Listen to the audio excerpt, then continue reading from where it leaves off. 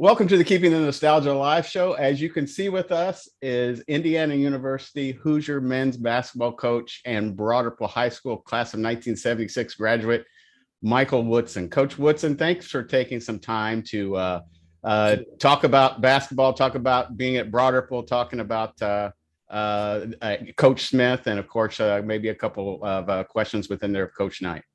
Okay. I'm more than happy to.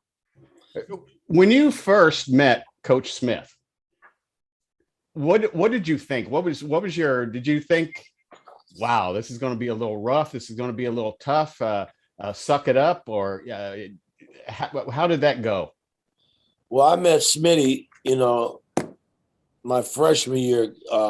Coach Partee was the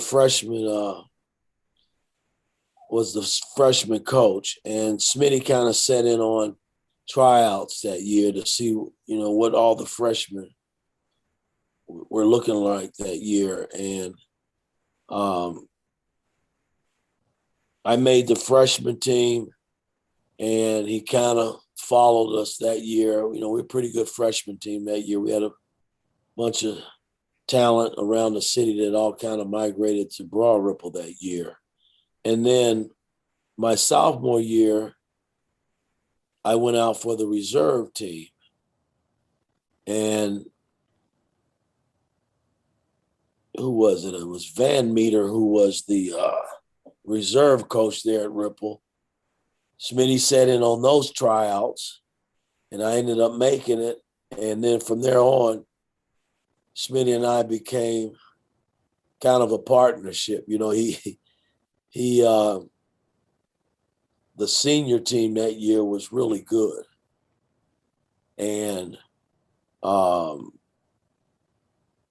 he played me like half the reserve games, made the reserve coach play me the first and second quarter. And then the third and fourth quarter, he made him save me for the varsity game, which I really never got to play, much because of the varsity team was really talented that year, until we got to the city championship rounds. And I ended up getting in the game at a critical time and threw a cross-court pass that cost the seniors the city championship as a sophomore. And he never said one word to me. He just took it out on the seniors like it was their fault. And really, it was my fault. And from that point on, Smitty and I developed a hell of a relationship, because my junior and senior year, that's when I really took off as a player. People don't understand that the Hinkle sectional was really hard to get out of. Well, it was because of all the inner city schools that possess so much talent. You look at Tech and Washington and Arlington, Marshall. Who else was it? I'm trying to. Cathedral, Howe. It was Christmas Addicts. I forgot about them. I mean, it was just so much inner city talent that, one game, slip up, you go home. And we basically, in the sectionals, we beat up on each other. And then schools, outside the city, the Garys, Indiana, the Marions, those teams would come in, and I would always used to think that they always had an easier route than we inner city schools had, because of the talent that we had in the city. I know I'm fast forwarding a little bit here, but what was it like to sit on the bench at Broad Ripple during their 1980 state championship run, and also have Steve Downing sitting on the Washington bench on the other side? What was that like? I wasn't on the bench. That run, I was in 86, I was still playing basketball. No, in 80.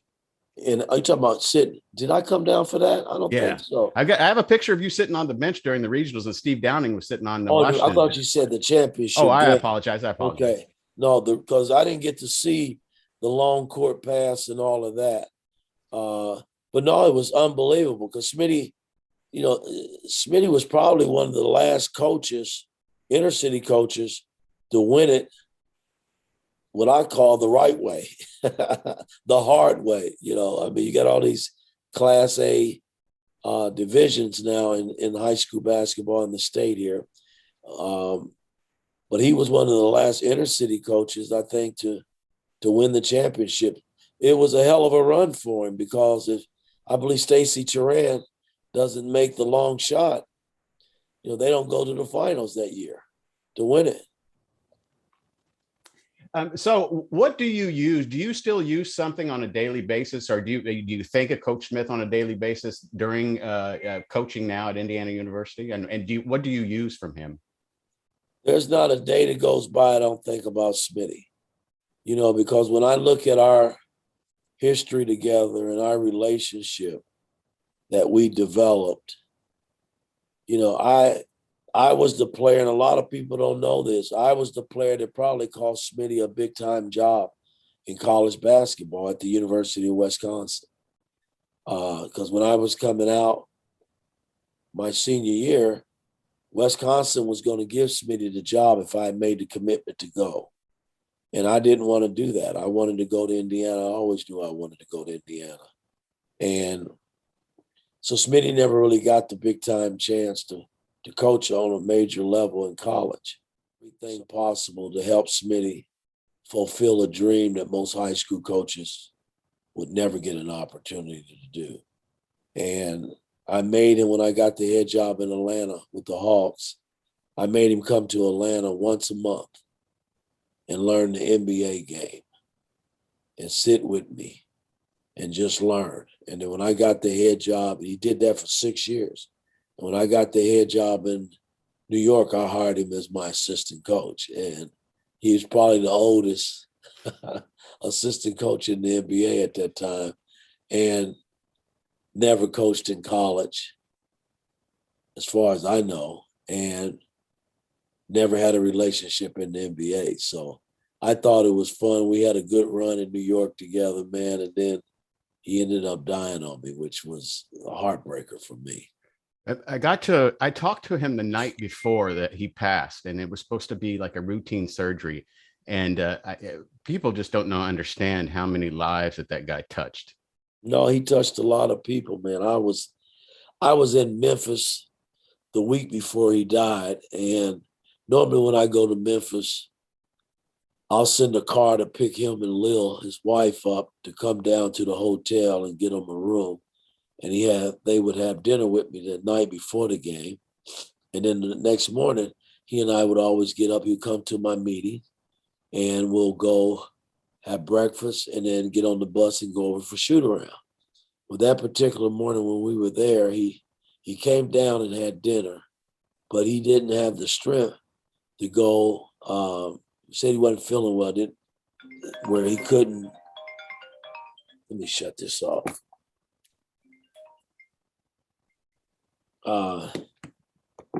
He just didn't feel well to go to, and that wasn't like Smitty. So I said, well, just rest and then I'll come back and have lunch with you before the game. And I said, just get ready for the game, because he always goes to the game. And I came back and said he just didn't feel like it. And I went up to the room and kind of laid there in the bed with him, shooting the breeze with him. And then